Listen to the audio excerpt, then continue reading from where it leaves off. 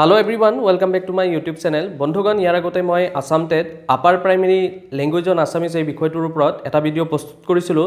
য'ত মই memory based 18টা MCQ discuss কৰিছিলোঁ তাৰ পিছত বহুতে কমেন্ট কৰিছিলে যে পিছৰ প্ৰশ্নখিনি যদি পায় তেন্তে ভিডিঅ' এটা প্ৰস্তুত কৰিবলৈ সো কোৱেশ্চন নম্বৰ 19 ৰ পৰা কোৱেশ্চন নম্বৰ 25 লৈকে এই 7টা প্ৰশ্ন ৰিকভাৰ কৰিব পাৰিলোঁ যাৰ কাৰণে ভিডিঅ'টো প্ৰস্তুত কৰিছোঁ যদি ভিডিঅ'টো ভাল পায় ভিডিঅ'টো লাইক কৰি দিব আৰু যদি চেনেলটো সাবস্ক্ৰাইব কৰা নাই সাবস্ক্ৰাইব কৰি দিব Question number 19 এনেকুৱা ধৰণৰ প্ৰশ্ন এটা আহিছিলে অসমীয়া কবিতাৰ কাহিনী এই গ্ৰন্থখনৰ লেখক কোন সো এই প্ৰশ্নটোৰ উত্তৰটো হ'ব লাগিছিল ভৱানন্দ দত্ত তাৰ পিছত বন্ধুগণ এনেকুৱা ধৰণৰ প্ৰশ্ন এটা আহিছিলে জতুৱা ঠাঁচ মিলাবলৈ দিছিলে কপাল ফুটা মানে দুৰ্ভাগ্য হোৱা কপাল নাই আশা নাই কপাল ধু মানে আশায়েৰ কপাল ফুলা মানে সৌভাগ্য উদয় হোৱা এক্সাক্ট এনেকুৱা অপচন বিলাক আছিল নে ক'ব নোৱাৰিছো আপোনালোকে কমেন্ট কৰিব যদি ভুল আছে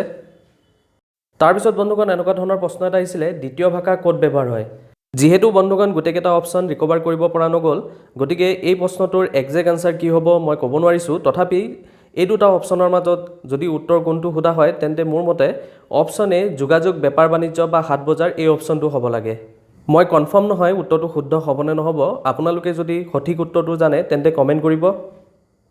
তাৰ পিছত এই প্ৰশ্নটো আহিছিলে কোৱেশ্চন নম্বৰ 22 ভুল আৰু প্ৰচেষ্টা পদ্ধতি কাৰ আছিল সো এই প্ৰশ্নটোৰ শুদ্ধ উত্তৰটো হ'ব থনডাইক তাৰ পিছত বন্ধুগণ এনেকুৱা ধৰণৰ প্ৰশ্ন এটা আহিছিলে কোৱেশ্চন নম্বৰ 23 মান্য ভাষাও আসলতে এটা উপভাষা কথাকাৰ কেইবাটা অপচন আছিল শুদ্ধ শুদ্ধ আংশিক শুদ্ধ সো এই প্ৰশ্নটোৰ উত্তৰ মোৰ মতে শুদ্ধ হ'ব লাগে তাৰ পাছত এনেকুৱা ধৰণৰ প্ৰশ্ন এটা আহিছিলে কোৱেশ্চন নম্বৰ 24 অসমীয়া ভাষাত লিংগ প্ৰকৰণৰ ক্ষেত্ৰত কোনটো শুদ্ধ সো উত্তৰটো অসমীয়া ভাষাত কেৱল প্ৰাণীবাচক শব্দৰ লিংগ ভেদ হয় এক্সাক্ট এই অপচনটো আছিল নে নাই ক'ব নোৱাৰিছো যদি অপচনটো ভুল হৈছে তেন্তে আপোনালোকে কমেন্ট কৰি জনাব তাৰ পিছত বন্ধুগণ এনেকুৱা ধৰণৰ প্ৰশ্ন এটা আহিছিলে কোৱেশ্চন নম্বৰ 25 ভাষা শিকোৱাত কোনে বেছি গুৰুত্ব দিব লাগে সো গুটেকেটা অপচন ৰিকভাৰ কৰিব পৰা নগল তথাপি এই দুটা অপচনৰ মাজত